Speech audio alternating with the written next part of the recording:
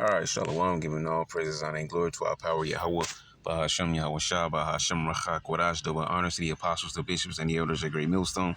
Peace and blessings to the hopeful elect of the tabernacles of David, scattered throughout the four corners of the earth, whomever you may be, wherever you may be. Shalom, Yasharal, Shalom. All right, let's jump back into Acts chapter 7, dealing with Stephen's case before the council. We pick back up where we left off.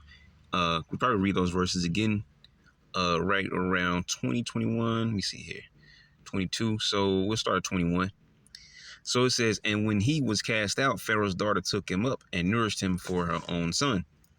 Going into Stephen's now talking about the account dealing with Moses and, back in Exodus, Moses and the Israelites, but centered around the story of Moses, leaving off from where he actually talked about Joseph, because that was the spark of the Egyptian time period for the Israelites. All right.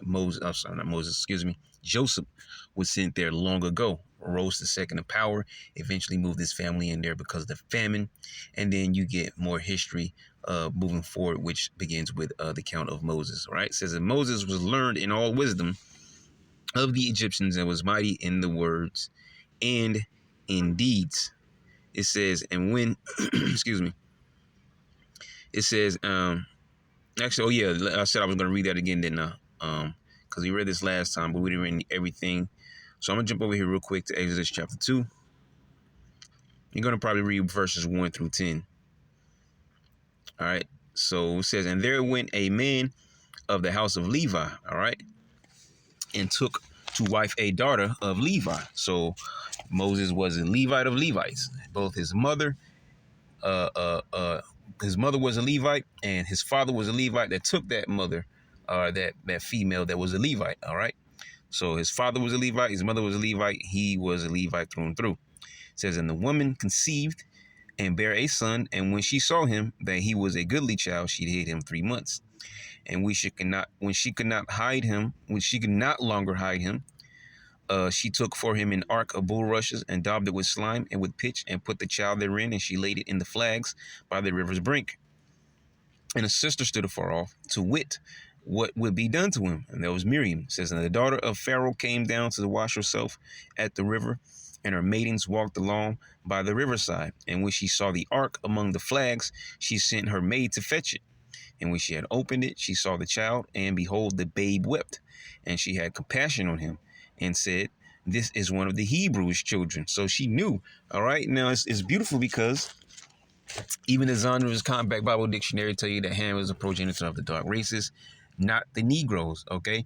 And then also all through the scriptures, you get the separation of the Israelites from all the other nations, including the Egyptians, who were also dark-skinned people. So immediately looking at the child, she knew the difference between an Israelite child and a Hebrew child, though they were all dark-skinned, right?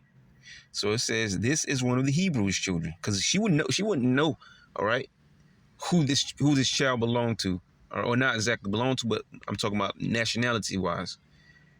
If you're just looking at a dark-skinned infant baby. How would she know that if there were not small differences between the physical appearance of an Israelite and that of an Egyptian?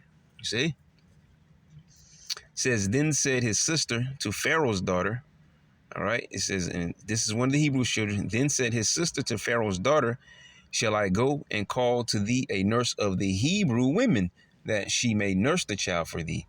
And Pharaoh's daughter said to her, go. And the maid went and called the child's mother.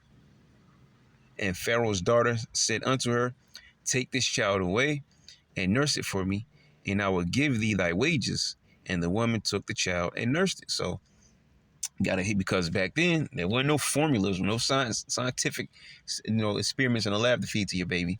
No, this was straight breastfeeding. And so Moses was breastfed with the milk of an Israelite woman. Okay, it says, or Hebrew woman, I should say. At this time, it was just Hebrew woman. All right. It says, and the child grew, and she brought him unto Pharaoh's daughter, and he became her son. And she called his name Moses, or Masha in the Hebrew. And she said, because I drew him out of the water. And that was beautiful, because I had the Hebrews 11 and 24, but I wasn't going to get it. But there's a precept right there, so maybe I will get it. Masha, mean what? Drawn. The prophet and lawgiver, leader of the Exodus. And then Hebrews 11:24 says what?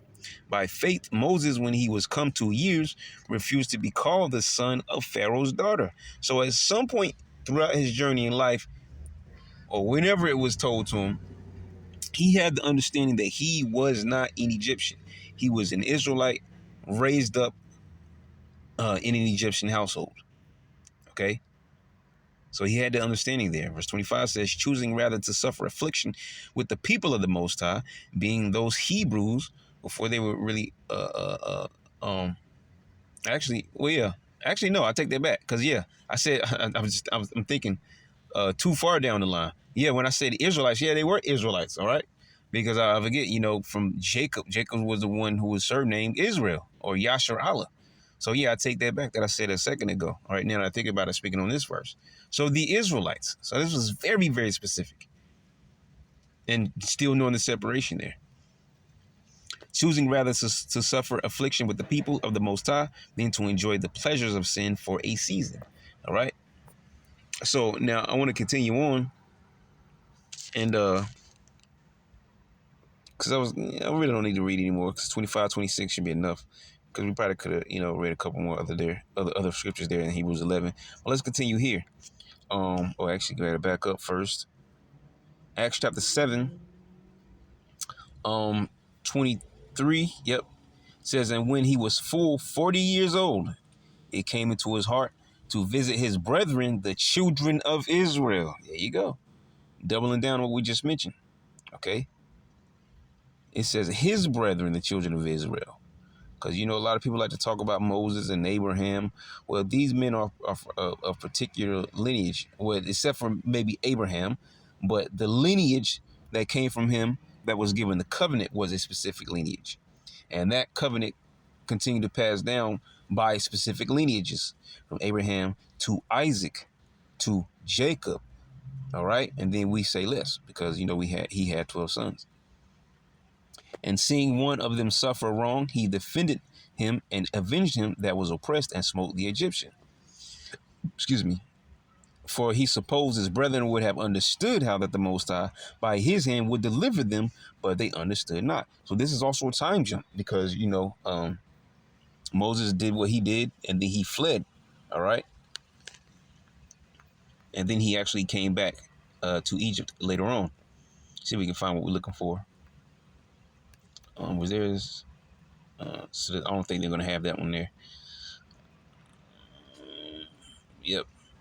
So we're not gonna look for it, but yeah, that goes back also to the history there. Let me see if we can find it in here in this one. If there's one there. I don't see it here either. That's surprising. But all this goes back to that history there, back in Exodus, okay? So it says, and the next day he showed himself unto them as they strove, and would have set them at one again, saying, sirs, ye are brethren. Why do ye wrong one to another? All right. Talk about Israelites. All right. Since you're brothers, why are you fighting one another? Why are you arguing? We're all in captivity, or you're all in captivity. Because at this point, Moses still had, a certain status. All right. You're all in captivity, all the same people. Why are you fighting one another? But he that did his neighbor wrong thrust him away, saying, who made thee a ruler and a judge over us? So the guy that was in the wrong in this situation, this is the one that spoke to Moses and said this. All right, who made thee a ruler and a judge over us? Wilt thou kill me as thou didst the Egyptian yesterday? All right, so now he's using the account from yesterday against Moses. All right, in this current situation here. Then fled Moses at this saying and was a stranger in the land of Midian, where he begat 2 sons. Okay, going into what's his name, Jethro, and what was his wife's name? I forget his wife's name. Okay, let's see if we can get that. There's the Exodus 2 right there we just mentioned. So it's down here. All right, see, same thing. And he said, Exodus 2 and 14, and he said, who made thee a prince and a judge over us? Intendest thou to kill me as thou killest the Egyptian? And Moses feared and said, surely this thing is known. Now, when Pharaoh heard this thing, he sought to slay Moses, but Moses fled from the face of Pharaoh and dwelt in the land of Midian, and he sat down by a well. Excuse me. And this is why it's important to get the history, because yes, Stephen is going into the accounts and pulling them accounts up, but it's a consolidated account. All right. When you go into actual history, you get everything that happened there. It says, now the priest of Midian had 7 daughters, and they came and drew water and filled the troughs to water their father's flock. And the shepherds came and drove them away. But Moses stood up and helped them and watered their flock. And when they came to Ruel, their father, he said, how is it that ye are come so soon today? And they said, an Egyptian delivered us out of the hand of the shepherds, and also drew water enough for us, and watered the flock. And he said unto his daughters, and where is he? Why is it that ye have left the man? Call him that he may eat bread. And Moses was content to dwell with the man, and he gave Moses Zipporah. There we go, Zipporah, his daughter, and she bare him a son, and he called his name Gershom, for he said, I have been a stranger in a strange land. Okay, and I say, what did I say? Jethro, we just mentioned here. Okay, Ruel. Okay, okay, yeah, there was a Jethro in there. There it is, right there. So I was probably get the names mixed up. Let me see here. Exodus 4:19, not necessary, but it'll probably come up later on. I'm not sure. Exodus 4:19, and Yahweh said unto Moses in Midian, go, return into Egypt, for all the men are dead which sought thy life.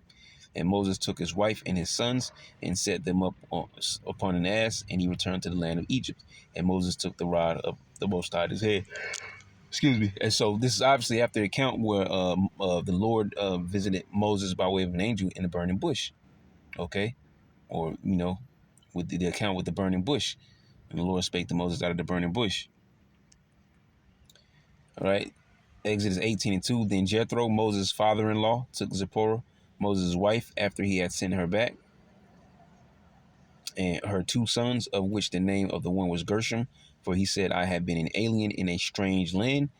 And the name of the other was Eliezer. All right. For the Most High of my father, said he, was mine help and delivered me from the sword of Pharaoh. Okay. So you see what we're dealing with, just a bunch of history here. Okay. In this court. So Acts 7:30, and when 40 years were expired, there appeared to him in the wilderness of Mount Sinai an angel of the Lord in a flame of fire in a bush, like we just mentioned. All right, the angel of the Lord, all right, in a flame of fire in a bush. Okay, the Lord sent an angel down, to speak with Moses through the burning bush. And we went into that before. I forget the name of it, but there's an actual bush. Like, not saying that was the same bush, but there's an actual bush like that, where it has an oily substance. It doesn't stay on fire. You can light a flame, but it'll go out. It doesn't just continually burn, though. It says, when Moses saw it, he wondered at the sight. And as he drew near to behold it, the voice of the Lord came unto him, saying, I am the power of thy fathers, the power of Abraham, and the power of Isaac, and the power of Jacob. Where's the other nations? They're not in there. Then Moses trembled and durst not behold. Okay, it says, then said the Lord to him, put off thy shoes from thy feet, for the place where thou standest is holy ground. Which there was a similar thing that was said to Joshua, I believe, when it was the account where Yahushua showed up. Okay, if I'm correct. I almost want to say it was another person, but I do know Joshua was told the same thing. Okay, so it says, I have seen the affliction of my people, which is in Egypt, and I have heard their groaning, and am come down to deliver them, and now come, I will send thee into Egypt. And I believe we can probably get some. Yep. Let's see what this says.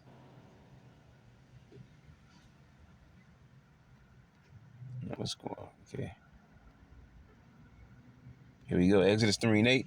And I am come down to deliver them out of the hand of the Egyptians, and to bring them up out of the land unto a good land and a large, unto a land flowing with milk and honey, unto the place of the Canaanites and the Hittites and the Amorites and the Perizzites and the Havites and the Jebusites. All right, the land of Canaan, which we didn't acquire those lands until under the campaigns of Joshua, but this was promised. Okay, when it says flowing with milk and honey, the rivers are not honey or milk. The rivers are not milk, and not all the fruit and trees and stuff like that are honey and stuff like. No, it's just meaning the good and pleasant land. All right, very very a good fertile land to live on. All right. So let's go back up here. Verse 35 says, "This Moses whom they refused, saying, who made thee a ruler and a judge?" And we just read that, right? The same did the Most High send to be a ruler and a deliverer by the hand of the angel which appeared to him in the bush. See? So it says he brought them out. After that, he had shewed wonders and signs in the land of Egypt and in the Red Sea and in the wilderness 40 years. This is that Moses which said unto the children of Israel, a prophet shall the Lord your God raise up unto you of your brethren like unto me, him shall ye hear. And he was prophesying about Yahushua. It might have even been Yahushua, the angel that was sent to him, man. Like I said, the same thing was said to Joshua when in Joshua chapter 5, man. Okay. Same thing was said to him. Take off your shoes. All right, because this is where you stand is holy ground. Roughly paraphrasing that. I believe what we just read there was precept in Deuteronomy 18, referencing Yahushua coming. Let's see if it's here. Yep, there it is right there. Deuteronomy 18:15. Yahweh, thy power will raise up unto thee a prophet from the midst of thee. Meaning what? From your lineage, your family, from the 12 tribes of Israel. Hebrews 7:14. It is evident our Lord sprang out of Judah. Right? So if the Lord and Savior was walking the earth today, he looked like a so-called black man, because that is how the Bible describes him. Dark skin, very dark skin with white woolly hair and a beard. All right? Regardless of what you've been told in this earth, that is what the Bible says. Okay? It says unto thee in the midst of thee, because it's talking about from your lineage, your family of the Hebrew Israelites, of thy brethren. That's why it says brethren there, like unto me, him unto him ye shall hearken. And what did it say that Moses was set up to be? A deliverer. Where did Moses deliver them from? Through the power of Heavenly Father Yahweh Bashem Yahushua? From Egypt. But Yahushua is going to deliver us from everything permanently. Brother of let me see, relative, kinship, same tribe. Okay, now it wasn't all exactly just one tribe there, but that makes a point. 12 tribes of Israel. All right, going back, it says, according to all that thou desirest, Yahweh thy power in Horeb in the day of the assembly, saying, let me not hear again the voice of the Lord, my power, Yahweh my power, not to let me see this great fire anymore, that I die not. Actually, we don't really have to read any more of that. Well, we can read down to 18. It says, and Yahweh said unto me, they have well spoken that which they have spoken. I will raise them up, a prophet from among their brethren like unto thee, and will put my words in his mouth, and he shall speak unto them all that I shall command him. And it shall come to pass that whosoever would not hearken unto my words, which he shall speak in my name, I will require it of him. Okay? And the scriptures talk about when you're dealing with Yahweh, says, blessed is he that is not offended in me. And what happened when Yahweh came? There were many that believed, but there were many more that did not believe. But continuing on, and then this council is part of those that did not believe. You have to understand, this was a time period not too long after Yahweh's persecution and crucifixion. And so now the disciples are continuing on as apostles. Other faithful believers are coming on as disciples, and so on and so forth. Then you have other just regular men, women, and children, or who were just believers, continuing on in the ministry. All right, under the apostles. Okay, so you have the same thing going. Like, wait a minute, that Yahushua is dead. We did this, we did that. All right, no, he's gone now, but we still got people teaching in his name and oh wait, the miracles that shit got to him. Okay, you're doing miracles. You're teaching in that name. We bid you not to teach in that name. Yeah, they're burning them up, man.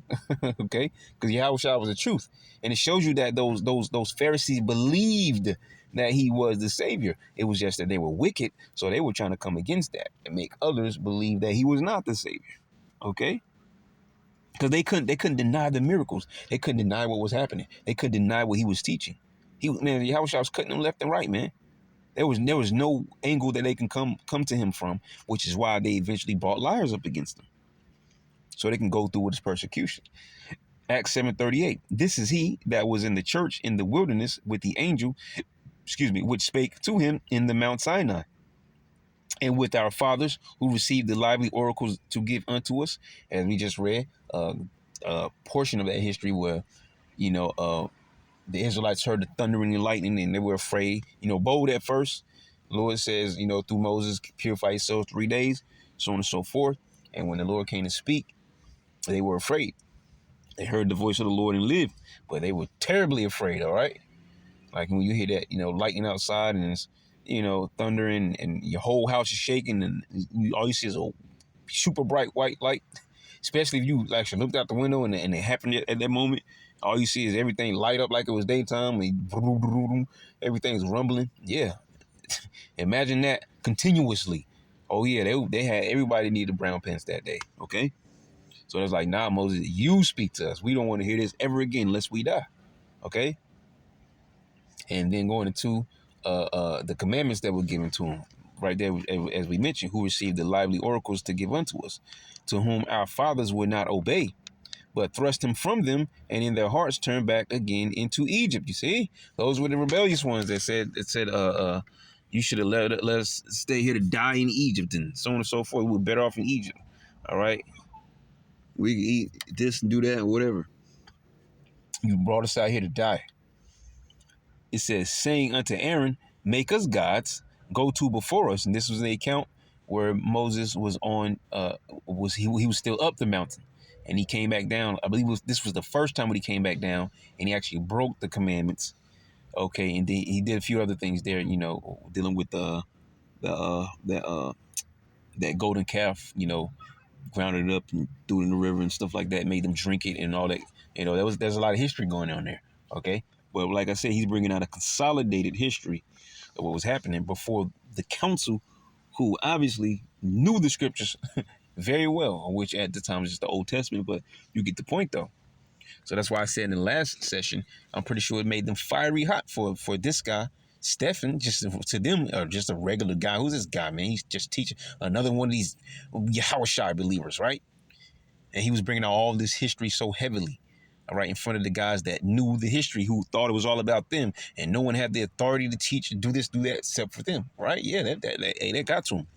Saying unto Aaron, make us gods to go before us. For as for this Moses, which brought us out of the land of Egypt, we would not what is become of him. Yeah, because when he went up, right, for that long period of time, they didn't know what happened. Like, man, he left us, or he's dead, or I don't know what's going on with Moses. But you know what? Aaron, we need a God. We're turning to you.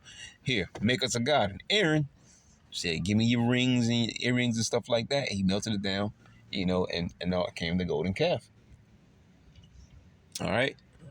It says, and they made a calf in those days, which probably came from, what they learned out of Egypt, okay? Because you ain't just randomly make a golden calf out of nowhere. That's probably something that they picked up around looking at those Egyptians, okay? Possibly. I'm not saying for sure, but possibly, all right? Because, we spent a long time in captivity, okay? Just like here in America. You have our Israelites today who are, some do do Jesus, some do Allah, and then you actually have some that into the Buddhist, Taoism, stuff like that, worshiping fat belly Buddha, other things like that. So it's no different. All right, us being in captivity so long, our people pick up the ways and the false gods and idols and things of that nature of these heathens around us, and that is also in the curses, that we would serve other gods that us nor our fathers have known, even wood and stone, and that we will be scattered. So continuing on, it says, and they made a calf in those days, and offered sacrifice unto the idol, and rejoiced in the works of their own hands, which is exact opposite what the Lord told you to do in Deuteronomy 4, somewhere at the end of that chapter, close to the end of that chapter, right? Where it says not to make any likeness of any image, or me either, for that matter, because we don't know exactly what the Lord looks like. So no likeness of me. No, don't worship the fowls of the air, of the fish, and nothing in the earth, none of this stuff, all right? Not the angels either, all right? You worship me only, and that's not through an image. You worship me in spirit, okay? But, our Israelites, of course, written in the story, that's what happened, man, all right? Constantly going off with idol worship, the main thing. It says, and they made a cow. Oh, that's where you just read that, okay? So verse 42 says, then the Most High turned and gave them up to worship the host of heaven. You see, the host of heaven, the star, the moon, the sun, and the angels. And even when you get all the way to the New Testament, That was still going on. Um, Colossians, angel worship, worship. I believe it's mentioned. Is it Romans? Worship the creature more than the creator. These things, and you're talking about from way back around the time period, the end of Genesis to the Exodus chapters, way in history of the New Testament, and you still have the same thing transpiring in our history. And guess what? It continued on because it got some more modern days dealing with us that are alive now and those that before us, all the way back to, the slavery time periods and the early colonial days. It's the same thing continuously. And we need Yahweh Shah to get us out of this loop. Okay, it's like we're stuck in a time loop of sinfulness. And we need Yahweh Shah to break the loop. Okay? Open up the circuit so we can get the hell out of here. That's salvation. So it says, then the Most High turned and gave them up to worship the host of heaven, as it is written in the book of the prophets. You know what that means. Because all this is pulled from the New Testament. But whenever it reads directly like this, it says, written in the book of the prophets, that's most definitely in the Old Testament. Which means whatever is said here in the New Testament was repeated from a prophet that recorded it in the Old Testament. O ye house of Israel, have ye offered to me slain beasts and sacrifices by the space of 40 years in the wilderness? Let's see if we can find it.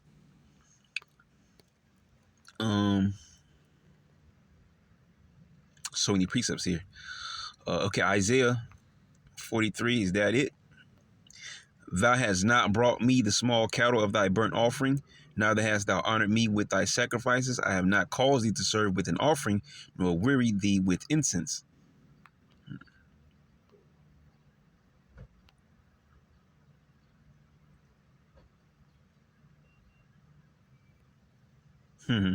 Hebrews 3:9. When your fathers tempted me, proved me, and saw my works 40 years. Hebrews 3:15, while it is said, today, if ye will hear his voice, harden not your hearts as in the provocation. For some, when they had heard, did provoke. Howbeit, not all that came out of Egypt by Moses, by with whom was he grieved 40 years. Was it not with them that had sinned, those whose carcasses fell in the wilderness? And there were a lot slain. There was an account, men, in Numbers 21, there's an account there where it's like 20, I believe, if that's the correct count, I believe that's like 25,000 Israelites that perished. Is it even up here? Probably not. And there's so many precepts there, so I'm not going to try to fish through all those particular precepts to find the prophet that spoke those things. But keep that in mind whenever you see something as written or as it said or whatever the case like that. All right, it means that a prophet already spoke it in the Old Testament. It was quoted by someone in the New Testament. Sometimes right after that, it does mention the prophet that said it, which makes it easier for you to find it.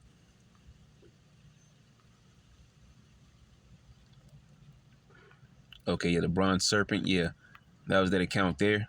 Okay, so you got that right there. You could go and read that. All right, so continuing on. Okay, Acts 7:43, and we often mention around some of these scriptures, all right, that we're about to go down to, says, yea, ye took up the tabernacle of Moloch, all right, and the star of your god Remphan, being that six-pointed star that people like to use today, okay, all right, Moloch, oops, all right, Moloch, all right, because in the Hebrew that word is Malak, which means king, so because we know Malak means king, all right, Molech says the king of the idol god of the Ammonites, which the Ammonites are the Japanese, all right, stemming from Lot and his two daughters, the youngest daughter whose birth, the one that birthed the so-called Japanese people into this earth, the Ammonites. The older daughter was the one that birthed the so-called Chinese people in the earth, who are the Moabites. It says the name of the idol god of the Ammonites, to which human victims, particularly young children, were offered in sacrifice. Its image was a hollow brazen figure with the head of an ox and outstretched human arms. It was heated red hot by fire from within, and the little ones placed in its arms to be slowly burned, while to prevent the parents from hearing the dying cries, the sacrificing priest beat drums. Now, there's in history, this pretty much was a perfected form of torture here. Really not even torture, sacrifice, torture. It's all the same. Where they would fashion these tubes on the inside, so the screams of the people that were inside being pretty much cooked alive like an oven, but it was in the shape of a cow, right? Or a bull, more so. Okay. So the screams, because of the special tubing, will come out and make it sound like the bull was alive, like it was, it would actually have the bull sound to it. Okay. And they actually showed this in one of those movies. I always forget the name of it.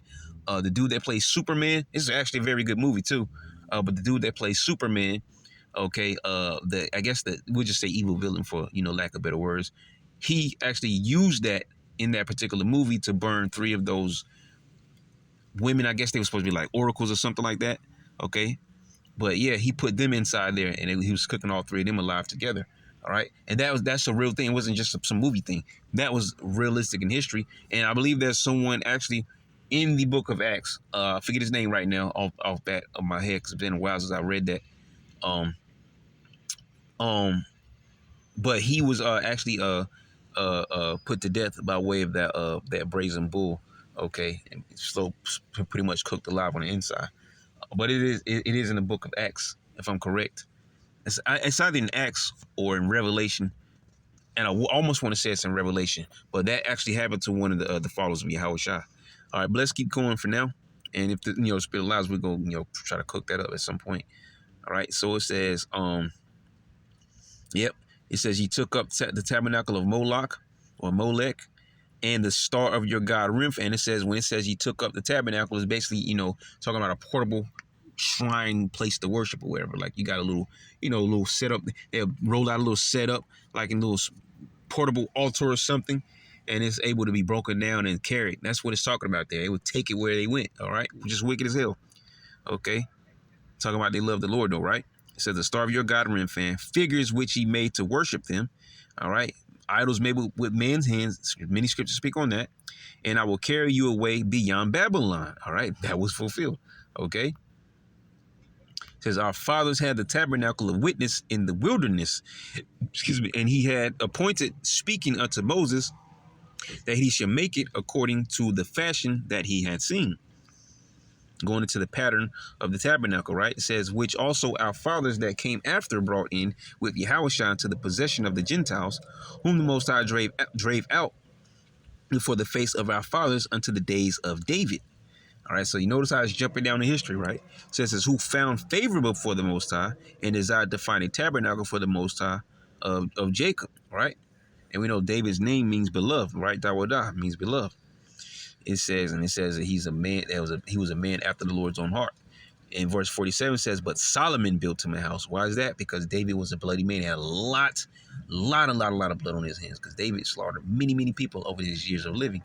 He was one bona fide warrior. Okay, Spirit of the Lord was on him heavy. All right, and on his men, David and his mighty men. Right. It says, but Solomon built him a house. Howbeit the Most High dwelleth not in temples made with hands, as saith the prophet. Heaven is my throne and earth is my footstool. What house will you build me, saith the Lord, or what is the place of my rest? And the prophet that said that was Isaiah. But what we're going to do is we're going to stop right here because we got several verses, probably even 10, not even counting. Maybe like 60 verses. And this is a good stopping point. All right, just not to make them too long. All right, because we're just covering, the different points here in this chapter. All right, so as we continue on, we'll finish this up, and we'll probably hit these verses again and get the that account there. So we'll leave it at that. Lord willing, you will edify to next time. I'm going to say shalom.